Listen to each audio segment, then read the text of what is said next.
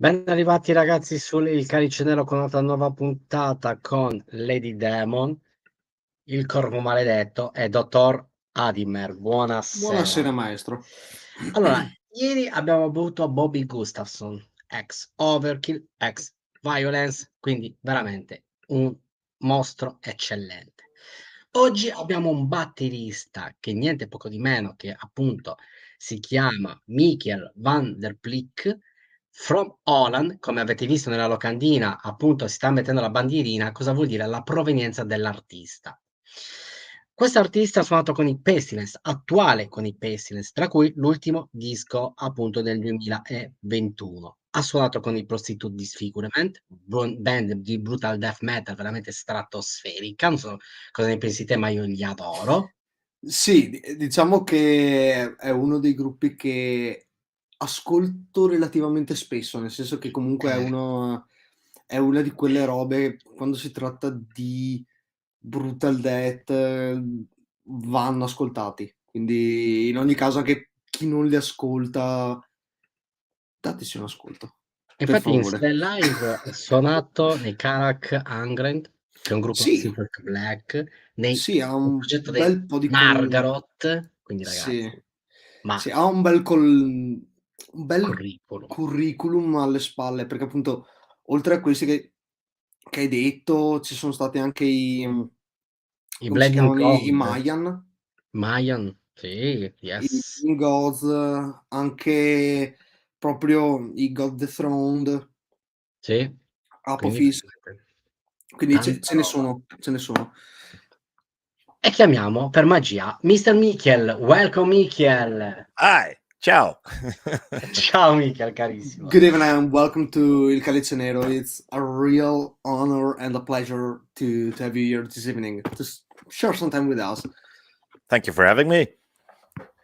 Allora, partiamo subito con la domanda, Mr. Michiel, come riesci a far sì che i tuoi ascoltatori, quelli che sono patiti di batteria, a farli entrare nell'arte moderna, ma allo stesso tempo in un'arte antica, con dei colori astratti accesi, ma non riconducibili al nero o al bianco, e allo stesso tempo, come riesci a rileggere la mente tramite i tuoi pattern di batteria?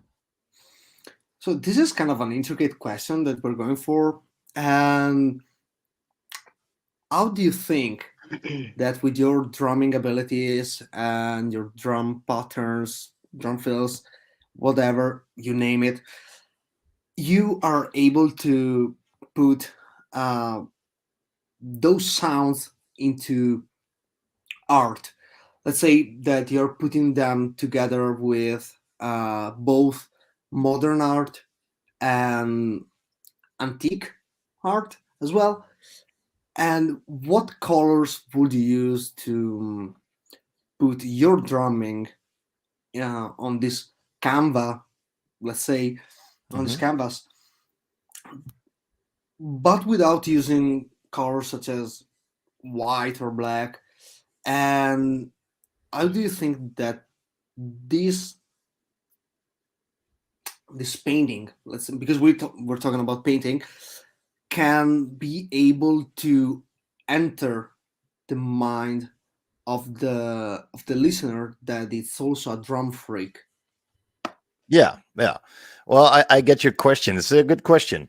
I personally wouldn't compare it to a painting necessarily because a painting is 2D, Mm-hmm. and in my opinion, music is multi-dimensional in that sense.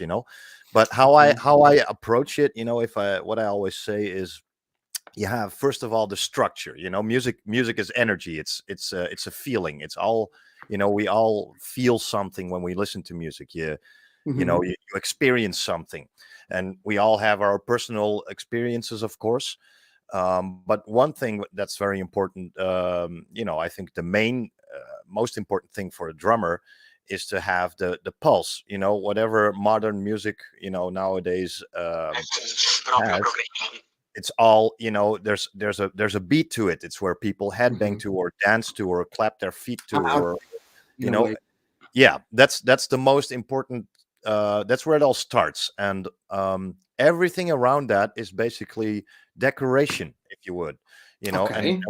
and we can make that as complex as we want. You can also make it as simple as you want, and but you should always have that awareness that somebody who's listening to it is feeling something. And that's my approach. So and around that, I practice Mhm. all kinds of different styles, so I get a broad vocabulary of possibilities, basically, whether it's Okay. dynamically or in different styles, or um, you can name it, and that I bring to the whole band, and there everything gets together. Would you and that whole Mhm. thing, what the song that we make or the piece that we're writing together, that's where the end result comes in. And everybody has their own Okay. feel, basically. And but that's my approach, so that's also why I always am aware of the beat, basically, and that's what I Mhm. think of live as well. So we can say that maybe instead of talking about paintings, we can take it with a pinch of salt, like compare you to the sort of architect or something that Yeah. has a structure and a blueprint of what it's going to be like. Can Yes. be okay. Yeah, and then you build everything around it, and you can make it as pretty as you want, or as simple as you want, or as complex as you want. Mhm. And that overall thing, you build that little thing, and that you put into the whole song structure, where everything Mhm. together, and that is where the end result comes. And still, everybody has a different perspective on that as well. So, Yeah, exactly. but that's I the was beauty thinking of about art, that. and I think that's everybody has their own taste, their own feel, but also Mhm. the listener also has their own perception on things, and that's the beauty of it. There's it's good to be different, in that Mhm. sense, that we don't all copy each other, and that people have different opinions and Yeah. perspectives and stuff. Yeah. Now I was thinking about that as well because, for example, I was talking about intense music such as Pestilence. Someone can feel some sort of calmness while listening to it. Meanwhile, others will be like, "This is too frenzy. That Yeah. is too much." So I can see what you're trying to say over there. Yeah, but it goes with everything, right? You can also compare it to food. I Absolutely, mean, you absolutely. can cook your own dish, and so, for some person, something might be too spicy, and for somebody else, it's Too you little. know, it's normal. You never know. Mhm. But yeah, Ok. Allora ha detto che sì, ha capito la domanda, ha detto che è una domanda molto molto interessante. Ha detto che l'unica cosa che lui non farebbe sarebbe comparare la sua arte di musicista con quella di un eventuale pittore, per un semplice Mm. motivo, che la pittura ha una profondità e basta, quindi è bidimensionale. Invece la musica lui la vede come una cosa molto più, sul tridimensionale, che prende molti più aspetti, partendo dal principio che comunque la musica, come tutti comunque sappiamo, ha una sua struttura, ha un certo battito, ha ha un suo modo di esistere, una struttura che quindi può essere semplice, può essere più intricata, può essere resa quello che è, e poi lui ha un'esperienza tale da poter dire che ha un vocabolario di generi, strutture, parti da poter applicare a quello che è il suo lavoro. E da quel punto di vista, praticamente va a creare quella che è poi una base, anche relativamente semplice, non deve necessariamente essere troppo elaborata. Poi da là, con l'aiuto di tutti nei vari gruppi in cui suona o che ha suonato, va a ampliare e da là appunto il discorso è renderla più semplice, renderla più complessa in base a quella che è la necessità della canzone stessa. E facendo questo discorso abbiam visto che è forse più paragonabile a quella che è l'arte di un architetto, che quindi va a costruire quello che è intanto il fondamenta dell'edificio, per poi andare a migliorarlo, andare a renderlo più grande, più alto, quello che serve. E un'altra cosa che era venuta fuori nel discorso è che comunque ognuno ha una propria visione come si chiama? Della musica in sé. Quindi quello che lui cerca di fare è praticamente creare il pattern più adatto per dare la visione più corretta alle varie persone, che quindi non dà una visualizzazione di quello che sta facendo, che comunque il gruppo sta facendo. Lui va ad aiutare e alimentare quelle che sono le visioni che hanno le altre persone della musica. Ad esempio, ha fatto anche l'esempio della cucina lui, che magari alcuni cibi lui li può trovare troppo piccanti o troppo speziati, mentre altri meno. Quindi è molto a libera interpretazione. Quindi vuole dare una mano a costruire quello. Molto molto interessante. A te la prossima domanda, Arimer. Ricordiamo che oggi abbiamo appunto il drummer, batterista veramente eccelso, Michiel van der Lik. Quindi oggi veramente ragazzi seguite la diretta perché batterista attuale dei Pestilence, nonché dei ex batterista dei Prostitute Disfigurement, che è una band brutal death metal che non mi stancherò mai di dirlo, fantastica. Prego. Okay. Now talking about your experience as drummer, we were talking about this prior to you joining in, that you have quite a variety of projects under your belt that you've been a part of or that you helped out with. How did it all begin? Like from the beginning, what brought you into the drums? What brought you into metal or extreme metal? Because you were a part as a live member for bands such as Nargaroth, which is pretty far from a band such as Pestilence. Yeah. Yeah, you're right. Yeah, well, how it all started. I've been interested in drums as far as I can remember. I grew up in a very musical family. My mom was a piano teacher, and she played a lot of piano for fun as well. She like an amateur teacher. She did it from home, but my parents were always listening to music. And I have an older sister. She got into piano playing as well. And, I just got into drums. I remember, being a toddler, I wanted to, when my dad was playing music, I was playing with sticks and pans and stuff, yeah. So I've been doing that for a while. And as I grew up, my parents figured out that it was serious. I really had a thing for drums and also complex music and complexity in general. I like complex things, and also how that is in relation to our minds and feelings and stuff, and where that all connects. Basically, I always had a fascination for that, and so I started taking lessons when I was 9, and little did I know, I was already a little bit into rock music and stuff like that. Okay. Loud music. But I didn't really know anything. I just I looked at MTV back in the day. And enjoyed what was going on. Yeah, Okay. The MTV still had music on it, actually, instead of like, when they meant music. Year-old pregnant girl.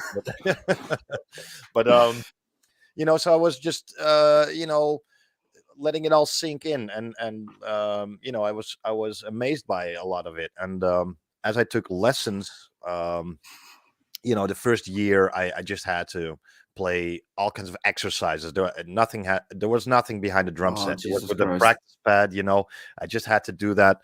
And I was a rebellious kid, but with that I stick to it. But I didn't really understand why I had to do that at first, So after a while, after a year or something, we started playing on a drum set. But I had a real old school teacher, like he was jazz oriented.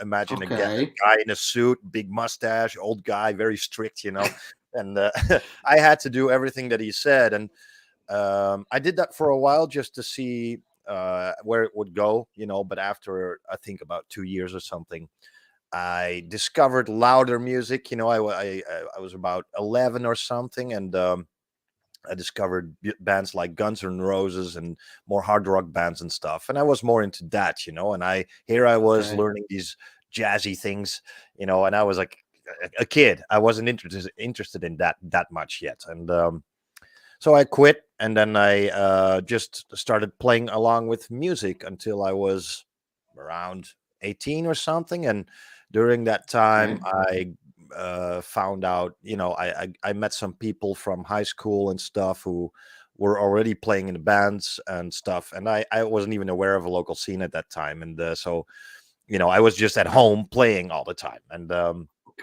when I was around 18, I met some people who, at school, or 17, and they said they were playing in the metal bands and stuff like that. And I already switched to harder bands like Slayer, Sepultura, stuff like that.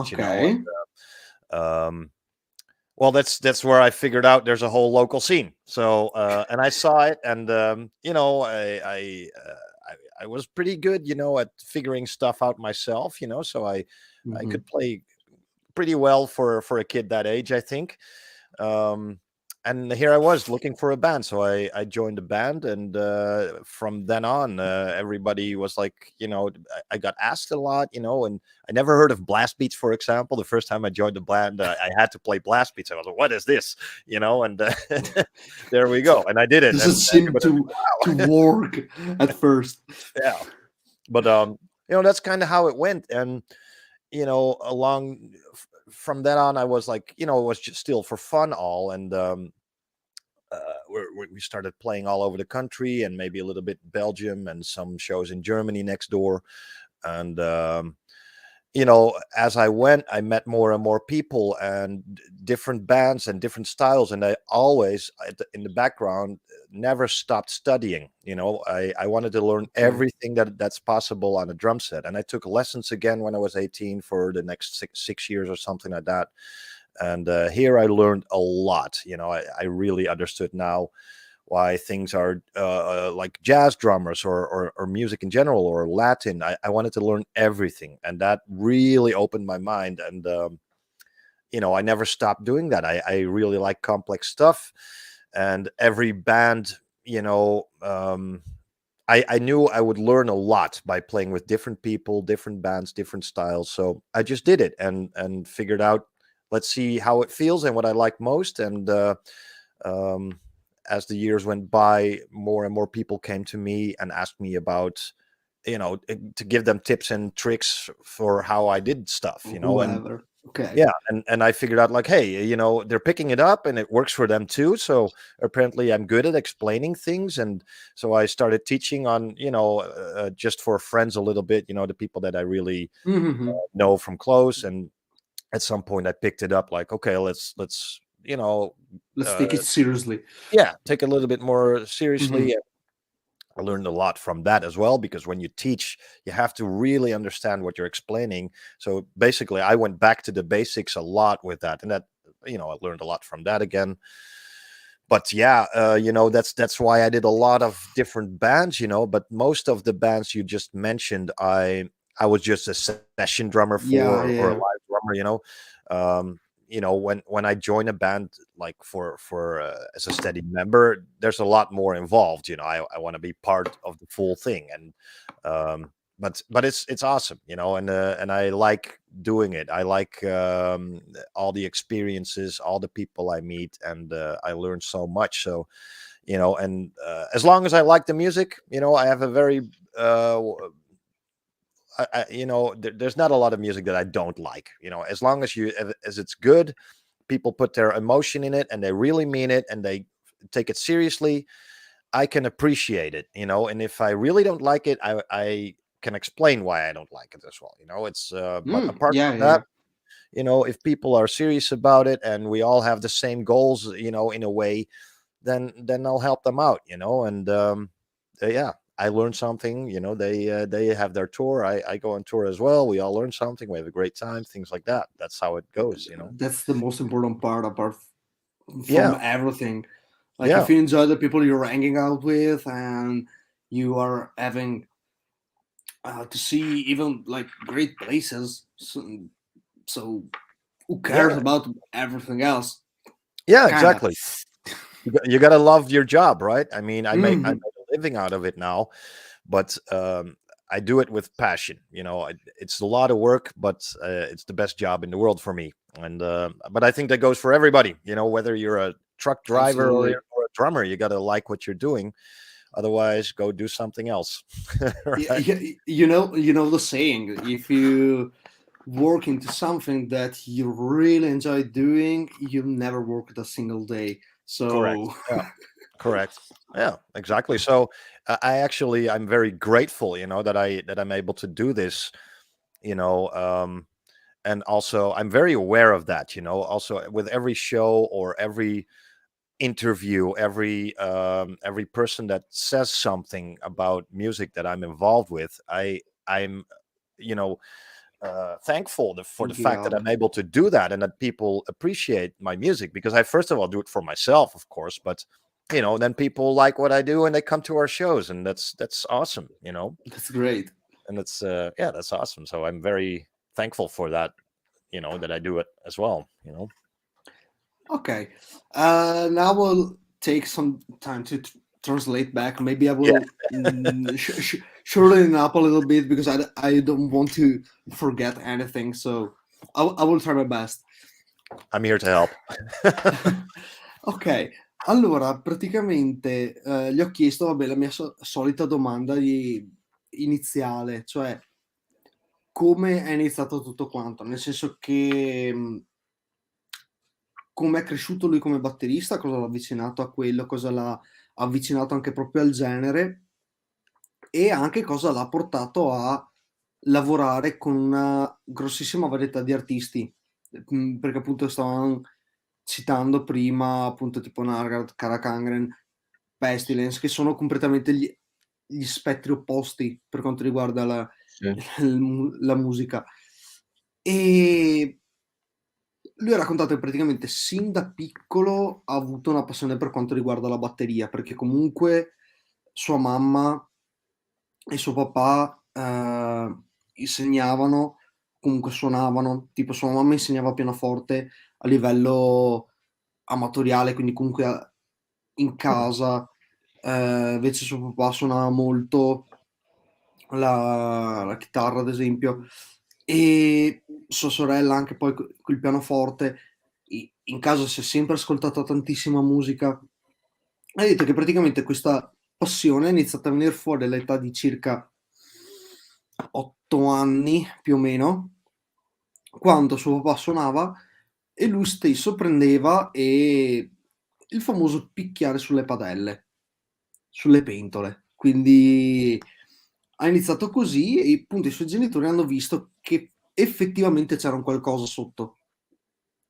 E da là praticamente gli hanno iniziato a far prendere lezioni di batteria. Detto che il primo insegnante che ha avuto era molto vecchio stampo, quindi dice che c'aveva il baffone molto rigido, molto pignolo, e con lui aveva iniziato proprio dai rudimenti, quindi proprio le cose basilari che si fanno all'inizio della carriera appunto di lezione per un batterista. E lui sempre stato abbastanza, diciamo così, ribellino, comunque cercava di arrivare a suonare dietro la batteria seriamente. Quindi ho detto che per primo annetto è andato avanti con la questione, quella dei rudimenti e diciamo la parte teorica sul pad, quello per imparare o per allenarsi, e poi si è appunto spostato sulla batteria. Però appunto insegnante molto sul jazz, quindi molto tranquillo, molto sul versante calmo della musica, e l'ha andato avanti per un paio di anni. Poi nel mentre ha iniziato a conoscere, tipo, ad esempio tramite MTV, ad avvicinarsi un po' più alla musica rock di quel periodo, quindi tipo Guns N' Roses, ad esempio, e da là appunto ha iniziato a interessarsi al genere, senza però entrare ancora a far parte di un gruppo. Lui stava continuando ad imparare nel mentre. E là appunto ha iniziato di più a sviluppare questo- questa sua passione, anche poi arrivando al punto di iniziare anche a scoprire quali erano le sue preferenze in termini di stile, perché ad esempio aveva scoperto che aveva iniziato a piacergli le cose un po' più complesse, un po' più elaborate e un po' più pestate in un certo senso. E da là poi fino a, parliamo dei 12 anni, fino a più o meno i 18, lui comunque ha continuato a, a studiare, a fare queste cose qua. Poi, sempre intorno ai 18, ha iniziato a scoprire che c'erano alcuni suoi amici che magari suonavano in gruppi metal. Lui, mentre si era avvicinato a gruppi tipo gli Slayer, per citarne uno, e appunto col fatto che i suoi amici fossero dentro gruppi metal, lui ha iniziato a dire: ah cazzo, ma c'è una scena qua. Quindi ha iniziato ad approfondire sempre di più quel panorama, i gruppi che c'erano e quant'altro, e ha iniziato a voler avere anche lui il suo gruppo. Quindi col primo gruppo che lui è entrato a far parte, già là ha trovato un attimo di difficoltà, ma difficoltà nel senso buono, perché ad esempio là doveva approcciarsi al blast beat, che era una cosa che di per sé lui non aveva mai sentito prima.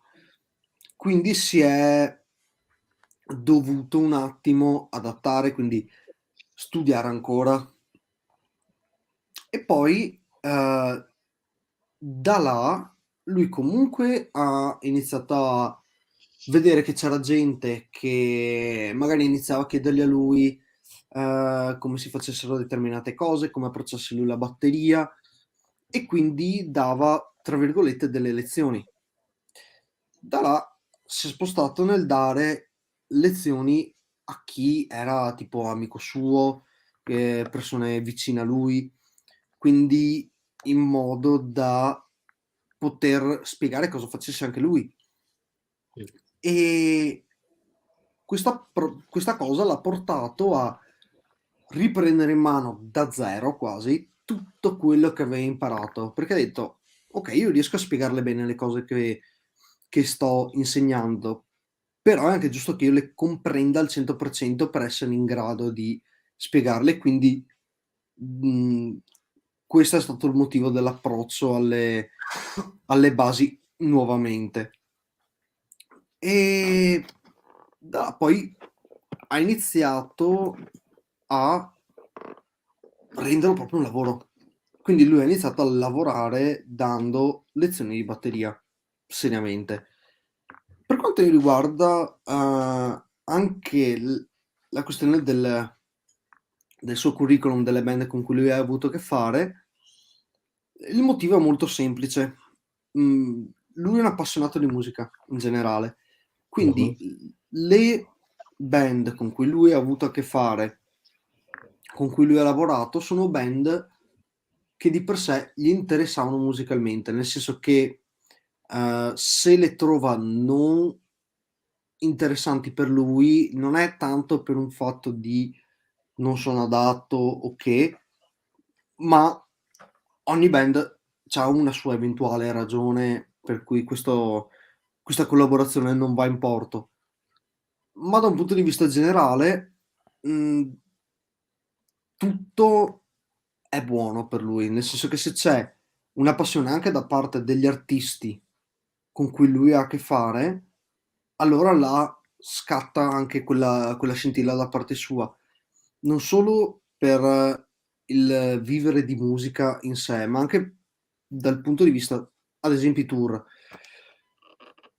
Avere la possibilità di andare in giro con gente che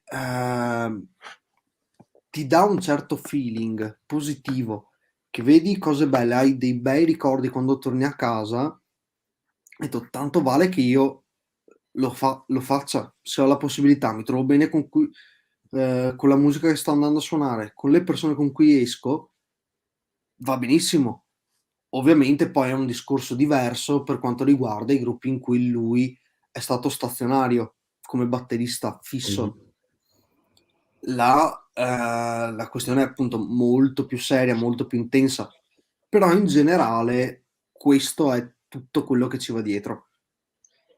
Molto molto interessante questa lunghissima traduzione ben dettagliata come sempre, poi leggiamo dopo la domanda di Alessandro Scandura, che salutiamo appunto Alessandro, salutiamo Agamante, salutiamo appunto FotoReporter X che è la nostra abbonata, Enrico, il nostro collaboratore Enrico Mazzone ufficio stampa e salutiamo Shamash che è altro nostro nuovo che ci sta seguendo da un paio di giorni, un paio di settimane a questa parte appunto sul canale.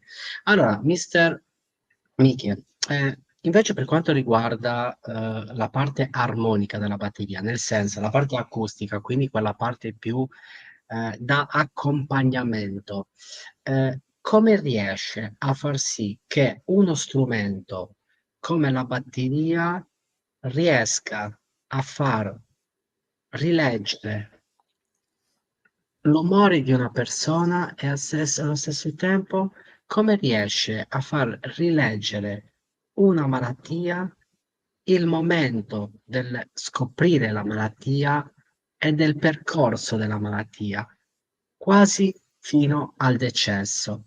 Tutto questo lungo tragitto, allorquanto estremo, Mister Michiel come riesce, secondo lui stesso, a far sì che questa malattia venga non prenda troppo il sopravvento e invece è la musica che prende il sopravvento su tutto ciò? Okay, this is a layered question, so bear with me if may not be able to translate it like 100% correctly. Uh, how do you think that your music is able, first off, to revive memories in certain people, as we were talking about earlier, that every person lives his own thing while listening to music? How do you think that it can happen? And how do you think that your musical abilities can bring people that are struggling, for example, with a disease, to overcome, in a certain sense, that disease uh, to the point of almost passing away, like that can take these people from the day that they discovered this to the day that they get out of it, while Yeah, also risking their life. yeah. How it gives them strength and stuff. That's what you mean, right? In difficult situations, is that Yeah. It can be like even difficult situations or physical an- illnesses. anything? So Yeah. yeah, Well, I think that's of course for everybody different, but I think everybody knows how it feels, that everybody has a certain song or something they hear sometimes that gives them certain feelings, and that's actually what inspiration is. So I have certain musical parts or many through my life that made me feel certain ways. Maybe some days when you're sick or you're sad, it gives you strength, to it gives you energy so you can stand up or do something about it, or it gives you the right mindset to make decisions in life, or in a musical context that you learn something. It can be all kinds of different things, of course. um I think it also depends just as much as the person, and its personality who's listening, of course. The only thing that I can do is um mean what you play, and so from a musical context, um a song has a certain intention, and it has a certain Okay. vibe, and me as a drummer, of course, the thing that I just explained earlier, the whole structure and the decorations Yeah. about it, I feel it in on the vibe of the song, and that's where it becomes emotional, where emotions come in. So when something has like this eerie vibe, I'm not gonna play something funky over it, because that would make no sense, right? So I'm going along with that whole vibe, and I actually feel it when I play it, and I try to put that. And maybe it sounds weird to people who are not drummers, but I'm sure that a lot of drummers know this. When Mhm. when you're playing it, in every single note, I try to put feeling, and that's also what I call intensity, mean what you play, and you do that with dynamics, for example, and that makes sure that a good example of how to compare this is, for example, an overproduced record, right? Sometimes Okay, that's nowadays we have a lot static of, flat. yes, there's no feeling. It all sounds the same, and it's just flat, and maybe the melodies or the patterns are cool to listen to, but there's no real emotion in it. You Vibe. don't you don't feel what the musicians are intended to do. And Mhm. that's where what you have when you're not overproducing an album, or when you see live bands, then you really get what they are doing. And it's I think a lot of people also know this. You can compare it to seeing a live musician who doesn't give a shit, just standing there doing it like it's boring, and everybody will be bored looking at that, but somebody and who doesn't even matter what they're playing, but if they put their soul and their feeling in it, people will pick up to it and they will connect to it, and for some person it might mean that it gives them inspiration and strength, or make them feel better if you're sick, or remind you of things from the past, how you grew up, or a person, or it could be all kinds of different things, right? So but the only thing I do is putting my own emotions and my own feelings in how I feel a certain part, how I would want it to be. If I Mhm. would be listening to it, I would. That's how I try to do it. And yeah, for the rest, that it's up to everybody else hearing it, how they interpret it, basically. And that's different for everybody else, of course. Okay, okay. So you basically put yourself in a position of saying, what would I love to feel while having this kind of thing going on? Yes. For example, if a song, if we're talking about metal bands, if a song has this really aggressive vibe, if something is it's really in your face, that's how it should sound when you're composing it, basically. Then Mhm. you have to play like that. You can't just play laid back and sit like, just put on the volume knob, and you have to put your power into it. You have to really put your anger and aggression in that. When you're playing something that should sound um with a lot of positive energy, then you should feel like that. You have to do that. Feel it like when you play it. And or there's all kinds of different ways. Otherwise, everything would sound dead or flat or ridiculous. Sterile in a way. Yeah, yeah.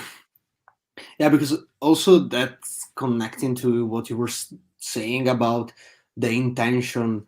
Because, for example, if you, from my point of view, if you have an angry uh, vibe kind of song, but you have also a very positive one. On the other hand, you can still play with the same energy and still get the same result by using the same intensity as well, because the intention is different.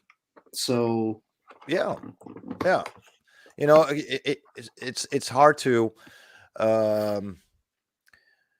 you know, you could if you visualize it, you can compare it to movies, for example. If you're shooting okay, a movie, right? If you're shooting a horror movie, but everybody's way too happy, all the actors, and everybody's laughing and smiling, it makes no sense, right? You have to put yeah, yourself in position, and that's in the role that you're playing, and that's what I'm doing musically. But I mean it, you know. It's not acting. It's because if you act it, it still doesn't work.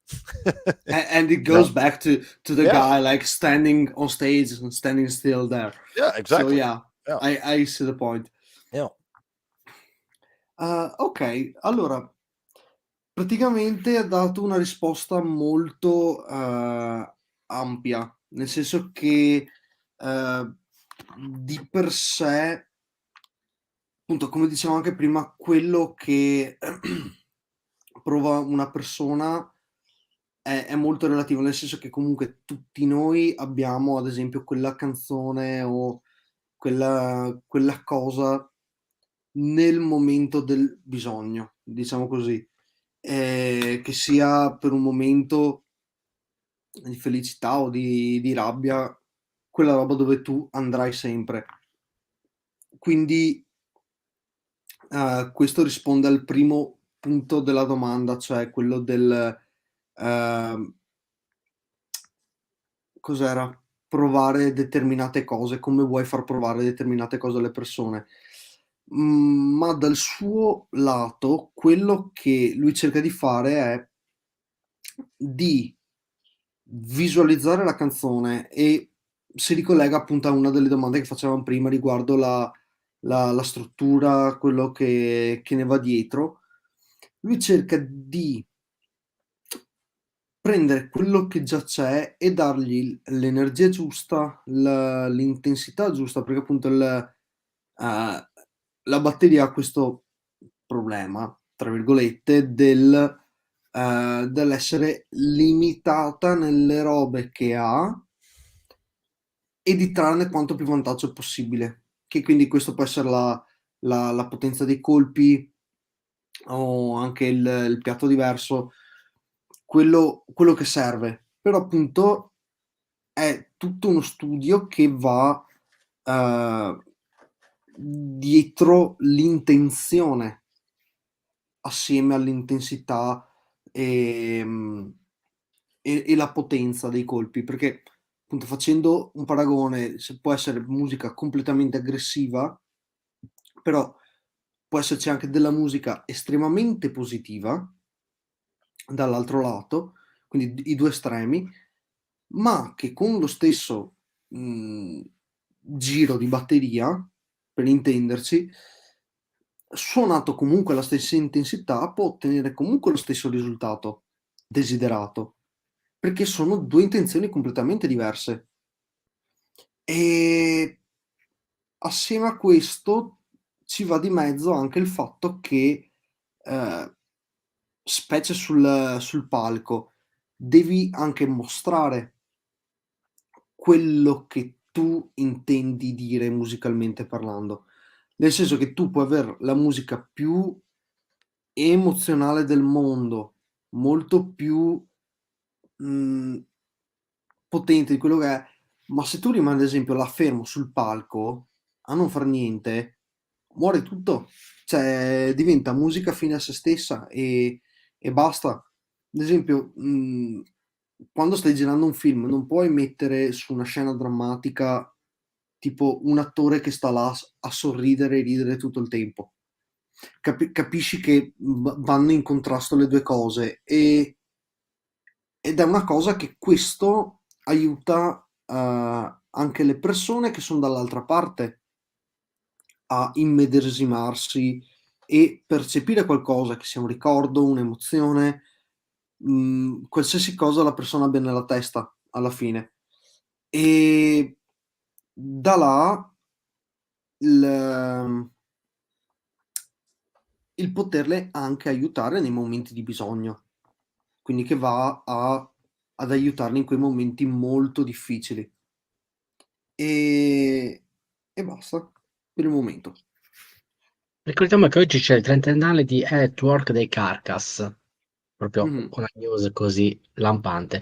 Prima di lasciare a te appunto la prossima domanda, Adimer, c'è una domanda dal nostri spettatori, telespettatori, che è la domanda di Alessandro, che è questa la domanda: quale sarà secondo te, quindi secondo Michiel, l'evoluzione tecnica che avrà la batteria nei prossimi anni? Okay, so Alessandro, one of our followers, is asking, which will be, in your own opinion, the technical evolution on the drums in the next coming years? Define technical, like in technique, like the gear wise, or you mean like technically playing? Uh, If you know what I wait, mean. let me Like the ask future, all electronic drums, or sì. Alessandro chiede se è più da un punto di vista tecnico, nel senso di batterista sulla batteria, o se è da un punto di vista tecnico nel senso di tecnologia per la batteria. Eh, Che effettivamente ha anche ragione a chiedere una cosa del genere. certo. Anche se personalmente credo intenda tecnica dietro la batteria. Quindi, Anch'io. I was thinking that maybe he was referring to, like, musically, right? technicality. Yeah, musically I speaking. think so too. Yeah. So of course, I can't look in the future, but I think, you know, you always see certain trends over the years in a way. You Yeah. know, we back, you know, early 2000s, there was a trend that came up. You know, when triggers started coming in the world and stuff like that. That people, um, you know, became a little bit lazy. If you ask me, they started, you know, Okay. not hitting the drums that hard anymore. Then that took a change, and it became, you know, a lot of hybrid drumming. You know, that where you mix up acoustic Mhm. drums with using electronics and stuff, and that's still going on. You know, that became a whole thing on itself. But I think it's coming back. You know, where people just actually really play with, you know, with power, and you know, you also had this whole couple of years where everybody, you know, became ridiculously skilled in certain ways, you know, and it became almost a kind of like a look what I can do kind of world, you know. Mhm. Or talking about drummers, everybody talking about BPMs all the time, or swivel, or heel up, heel down, heel toe, you know. it, I don't mind that stuff so much, to be honest, because I think that's more how you do something. It's not about what you're doing, you know. And I focus way more on what you're Mhm. doing, you know. So only when I'm unable to play something that I really want to play, and it's because of my technique or how I think, or I'm just physically not able to do that, then I'm going to look into that, you know. But to me, it's not a contest of who's the fastest or things like that. I just want to be creative, and I think that's coming back with a lot of people now, to be honest, you know. um, I always say, um, inspiration is good, imitation is not good. And I think there was a lot of people that started to imitate each other, you know. Also with YouTube coming in the last 20 years, you know, and Facebook, and everybody, you know, looking at each other, and it became a sort of a contest almost. And Mhm. I think everybody in general is letting that go a little bit and starting to do stuff what, you know, what it's all about, actually. You know, music, Yeah. expressing yourself, making something nice, you know. I think I hope, at least, but I kind of Yeah. see that happening around me. But yeah, I don't see the whole world, so. No, but I can see the imitation thing you were talking about, because I can see maybe if someone is trying to imitate a person just to get what the person is doing, but Yeah. then he can say, or she can say, Okay, I don't find myself that much with this. Maybe if I'm changing it a little bit, then it's great. Exactly. I mean, about talented drummers, there's so many, as it said. I was thinking, like, the first one that popped in my head is Luke Holland, Hmm. which is fucking great. And Exactly. Wow. no triggers live, but still, he No. Yeah. fucking kills the drums. So, Yeah, but, using triggers is not a bad thing. I'm absolutely not against it. I use it as well, but no, it's fine for the purpose. yeah, I just think, also a lot of teachers, everybody became a teacher all of a sudden, when Mhm. internet became a thing. And but not everybody is able to teach, because I think what we all learn, me as well. But for example, when I teach somebody something, when I explain an exercise, I explain it the way how it should be interpreted, Mhm. like on a practice pad, for example. But I want my students to explore it over the kit. The book definition. Yeah, don't copy what I also, if they want me to really give an example, I try to avoid it. I want them to figure it out themselves. But if there's no other way, I will play it in a way that they can't copy it, because I want them to develop their own style in it. Mhm. Here's some letters. Now write your own story. Don't write exactly what I did, but here's the same letters. Now make your own story with it. And I Okay, think it's I think a lot of people are doing that more nowadays than a few years mhm. back, and that's a good thing, in my opinion. Yeah, no, I totally see the point. I mean, it's like, for me as a guitarist, for example, I see. Um,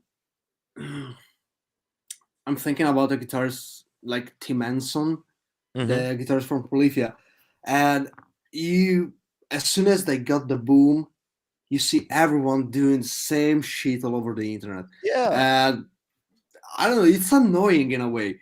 So I can see why you're saying, okay, I will try and put my flavor into things, yeah. but still try not to be creating copycats.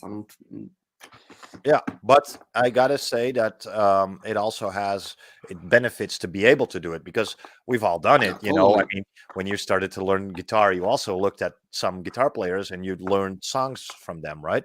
But Yeah, you sure. never forgot, I hope, that you have to develop your own style as well. When you start a band or things like that, you can't Hmm. just copy other people's music. You have to come up with something yourself.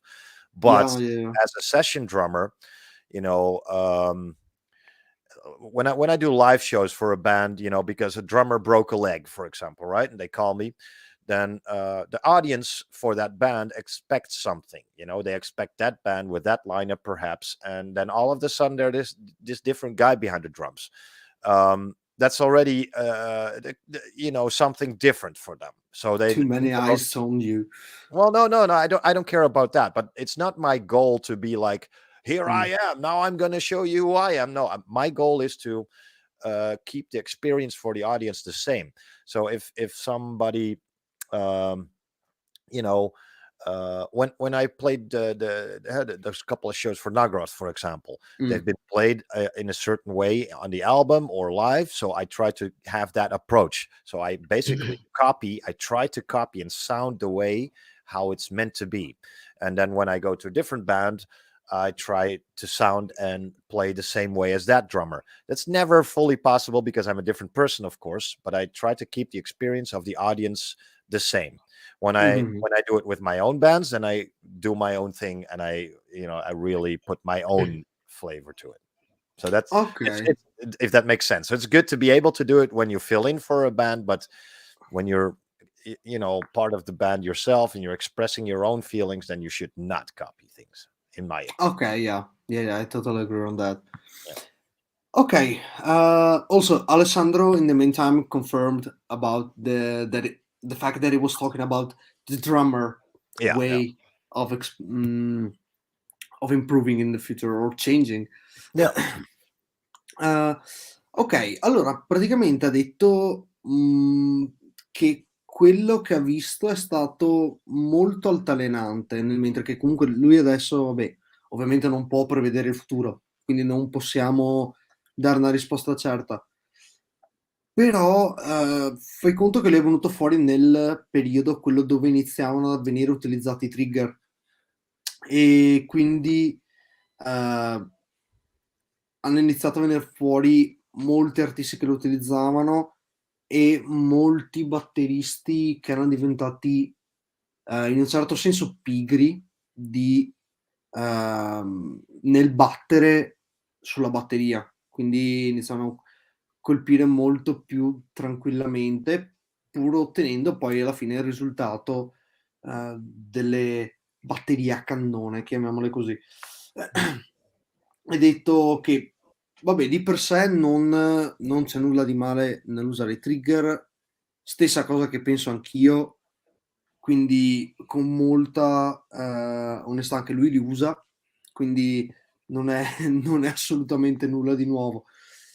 Però ho notato che nel tempo è cambiato questo approccio e hanno iniziato a, tra virgolette, sparire questi artisti qua che utilizzavano i trigger solo per pestare forte, che ovviamente ci sono ancora, però ha iniziato a vedere che vengono su batteristi bravi che pestano, per quantomeno per quello che serve a loro, Ok. ma che comunque riescono a dare un risultato finale che sia ottimo. Di per sé poi con il passare del tempo, YouTube, eccetera, eccetera, molti hanno iniziato a fare copia di chi.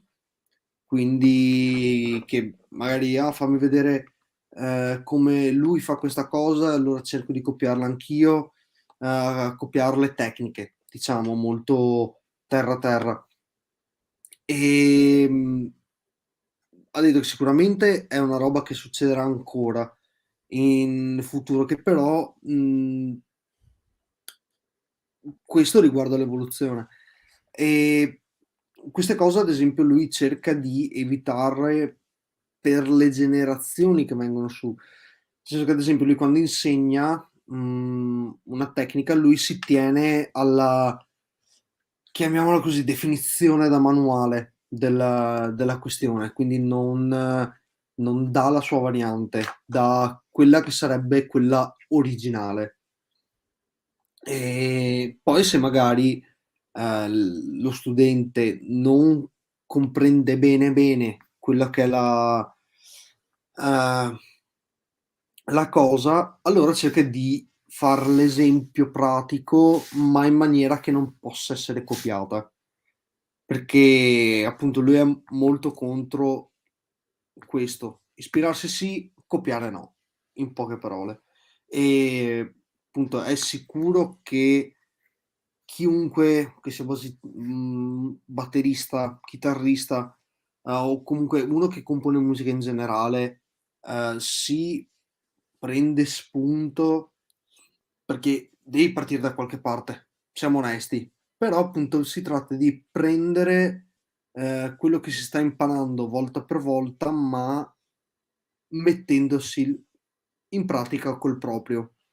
E questo si ricollega anche alla parte quella effettiva della risposta, ossia il non si può prevedere il futuro, però comunque sta vedendo che ci sono molti che stanno cercando di tirar fuori il proprio stile, nonostante comunque ci siano moltissime copie. Ad esempio, io avevo parlato di artisti come Luke Holland, che è un batterista del mio personale pensiero fenomenale, che ha una sua tecnica, cioè lo conosci subito, lo riconosci quando è lui. E d'altro canto, chitarristi come Dimension, che c'è stato il boom suo dei Polifia e tutti hanno iniziato a copiarlo. E questo è stato anche un po' il brutto di internet, che ha reso, tra virgolette, tutti insegnanti da quel punto di vista. Quindi sì, questo è quanto. Microfono. Un altro batterista che salutiamo è Alan Cassidy del Black Diamond Mother, altro grandissimo batterista. Mhm. Ricordiamo che il 25 ai Live Club, Live Music Club a Trezzo sull'Adda c'è un concertone con i Pain, la band di Peter Green, degli Hypocrisy, e Sympherium e Ruini. Quindi veramente un concerto da andare a vedere assolutamente. Allora, collegati con la mia domanda, domanda della chiusura, però collegati tu con un'altra domanda, ok? Inizio io e finisci te. Quindi facciamo delle domande Ok, diverse, io faccio la domanda di Calice tu e unisciti con un'altra domanda delle tue, così facciamo una domanda unica. ok. Allora, in alto sulla testa di Adimer c'è il calice nero. Questo calice nero è color grigio, quindi non è nero, ha una croce rovesciata, quindi va verso l'anticristianità, quindi non alloggia all'interno di un Vaticano. Eh, quale sarebbe la bevanda tipicamente introdotta da Mr. Michiel con dei blast beat non sull'urlante ma sui due timpani? Allo stesso tempo, questa bevanda come riesce a fuoriuscire attraverso il China? Prego a te poi la domanda del collegamento. Okay, so uh, this is the closing question for the Calice Nero, and it's the usual one that we're doing while closing up an interview. So as you can see on top of my finger over here, there's a chalice that's uh, with an upside cross, Mhm. so it's not laying in the Vatican or something Christian related. What alcoholic beverage or what beverage in general uh Would I you put in it? sorry? Would I put in it and drink from it? Yeah, but you need to be able to quote unquote uh evoke the beverage, so it's not like actually pouring uh the beverage, is like making it grow from inside. I know it sounds weird and fucked up, but that, that's what he asks. So, and you need to uh, use a blast beat on your floor toms to make that happen. And then I will go with my question. So, in the meantime, if you want to try Wait, and so I have to, and it has to do with with the chalice, with my beverage, and where do the floor toms come in? so you need to get this beverage to come Yeah. up in the chalice, Oh yeah. and you need to do some sort Oh, of okay. doing Okay. a ritualistic thing with a floor tom. And So what would what? be in it? I get it. Yeah, Yeah. Well, there's only one good answer to that. Coffee. coffee. Yeah, Tutta questa domanda caffè. I'm the biggest coffee addict in the world. yeah. I mean, I don't it's drink that much alcohol, and okay. Okay. yeah, I drink a lot of coffee. And now Italian it's coffee, close of course. to, Lavazza. yeah. I mean, coffee is coffee, so you will you will never get tired of it. And talking about coffee, do you think that this is also improving your not abilities, but your Stamina? yeah, your stamina on a live show? Not really. But I drink so much coffee, it doesn't really do anything for me anymore. But You got desensitized yes, by it. yeah, kind of. I mean, in the morning, I love it. It wakes me up a little bit, but for the rest of the day, I just like the It's just taste. But water, basically. I would say no. It actually does the opposite because coffee has caffeine, obviously, and Hmm. it puts you on edge. But that is actually what you don't want. Because I hate after it. it is Yeah, but I also, I don't like to be influenced by anything from outside of me. That's me. Mhm. How I play, whether it's something, whether it's an upper or a downer. So like coffee that puts you on edge, and you will play like that. And a lot of people drink beer during the shows. Well, you'll never see me do that, because it will influence how I play. And even if it's just a Mm. tiny little bit, it's I hate the feeling of that. I want to be fully myself in that. So I do drink a lot of coffee, but that is more because I like the taste of it, and I work my ass Yeah. off 7 days a week. But it has nothing to do with playing. When I play, it's I just drink water. Okay. Yeah. Okay. Boring, huh? No, it's not boring. I mean, it's up to the person. So, I mean, Yeah. if you have a way of dealing with this, it's more than great. So there's no boring reply to anything. Allora, io gli ho fatto la domanda, vabbè, abbiamo capito che la sua risposta è Caffè. stata il caffè, e gli ho chiesto se dal suo punto di vista il caffè migliora le sue performance dietro la batteria. E di per sé ha detto che no, nel senso che lui beve talmente tanto caffè, ovvio la mattina, sì, ne beve un sacco, però dopo, non ha più effetto, praticamente è desensibilizzato alla cosa a un punto tale che non gli fa effetto. L'unica roba che ha detto che il caffè, se comunque bevuto prima, per lui quantomeno di suonare, lo fa suonare stando proprio sul limite. Ah, E quando suona lui cerca sempre di rimanere sull'essere se stesso, quindi non berrà caffè prima di suonare, oppure berrà una birra, parte che comunque non beve molto alcol in generale, quindi Mhm. sarebbe un'occasione rara. Appunto a lui non piace questa sensazione di stare sul limite, specie poi per uno che lavora di per sé 7 giorni su 7, deve stare certo. molto sull'attenti in ogni caso. Ok, dopo la lunga domanda che ho fatto e poi è uscito con il caffè, quindi veramente fantastica, appunto la risposta mi è piaciuta un sacco. Allora, Mr. Michiel, thank you very much the opportunity in the interview, very honor. Ti auguriamo tutto il meglio sia nella vita privata sia nella vita artistica.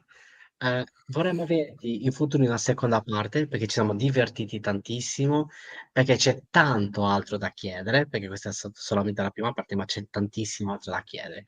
Quindi veramente un grazie di cuore, Mr. Michiel. Gentilissimo come sempre.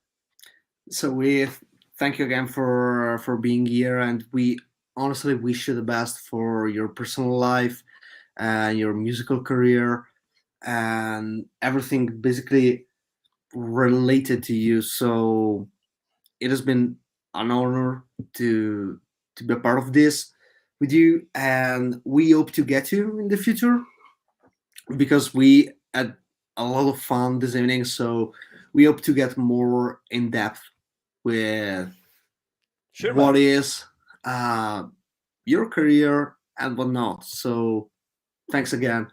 Well, thank you guys for having me. And yeah, man, it was a pleasure. So I'm up for it. Okay, seriously, thanks a lot again, and we'll see you soon. Ciao Michiel. All right, bye. Take care. Bye. Ciao. Ok ragazzi, ecco qua. E anche oggi è stata portata a casa un'altra video intervista di classe. Sì. Mr. Michiel. Quindi, batterista dei Pestilence, ex batterista dei Prostitute Disfigurement, che non ho visto ancora mai di dirlo, perché è una delle band. Insieme c'è un'altra band australiana, che adesso non ci sono più, i Jesus Anal Penetration, si chiamavano così, se non ricordo male. Altra band, Brutal Death, che ti straconsiglio, australiana, ma veramente fighissima. Com'è che si chiamavano? Jesus Anal Penetration.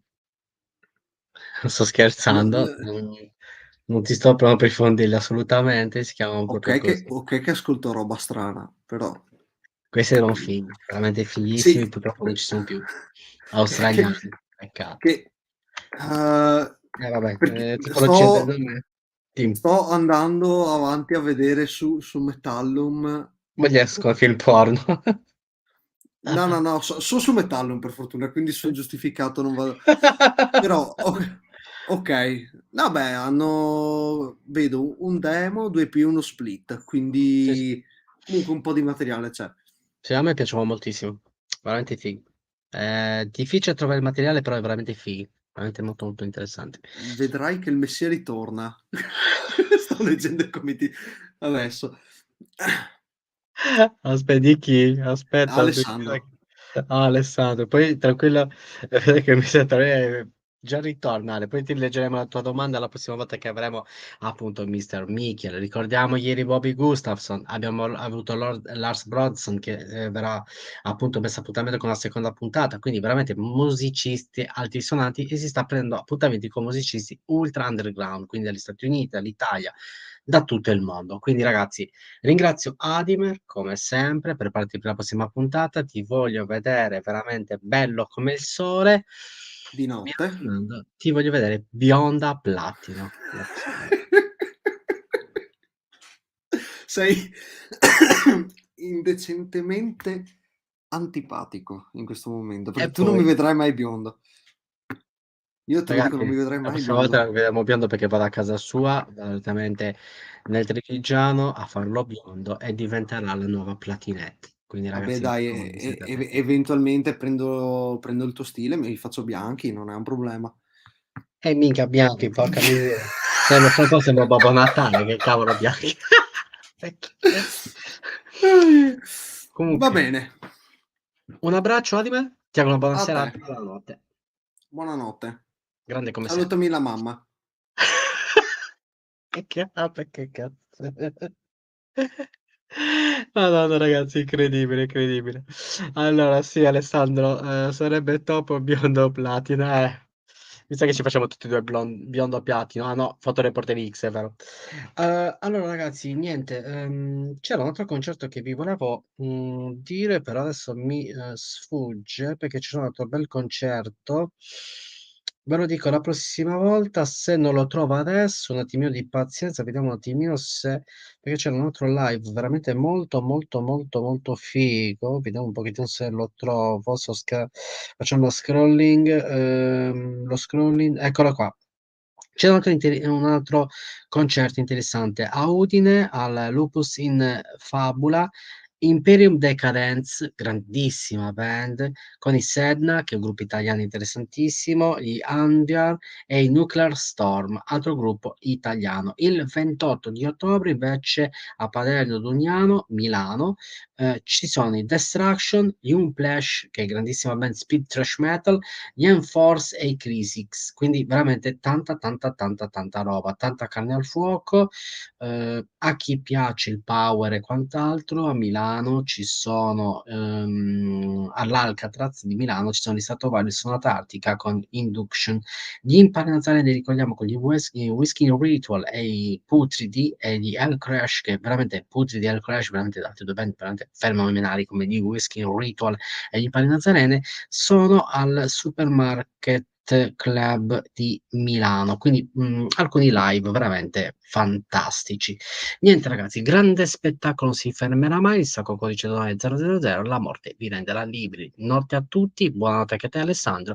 Chiudiamo questa grande puntata di oggi perché ritorniamo direttamente il 20, domani ci riposiamo, perché il canale non ha giornate fisse, nel senso che ha giornate alterne, può andare tutta la settimana, può andare 3 o 4 giorni, non ha dei giorni prefissati, perché questo è proprio il marchio di fabbrica del canale. E poi siamo completamente anti YouTube, nel senso che non andiamo a fare video recensioni in diretta di mezz'ora o quant'altro, o video interviste cortissime, ma ci prendiamo tutto il tempo che ci necessita. Ricordiamo che siamo su Instagram, il canale appunto dove vengono caricate le puntate, siamo su Facebook con Artegianata Fanzine, il Calice Nero e Artegianata Zin, che vengono pubblicizzate anche lì, anche sul mio profilo personale, sempre su Facebook, e poi siamo su Telegram dove vengono caricate le puntate da database di YouTube e appunto Telegram discussioni, dove potete parlare dei vostri delle vostre band che preferite, dei vostri artisti, dei vostri pittori, dei vostri scultori, tutto quello che volete sulla 360 gradi, e pubblicizzate anche il vostro materiale, i vostri dischi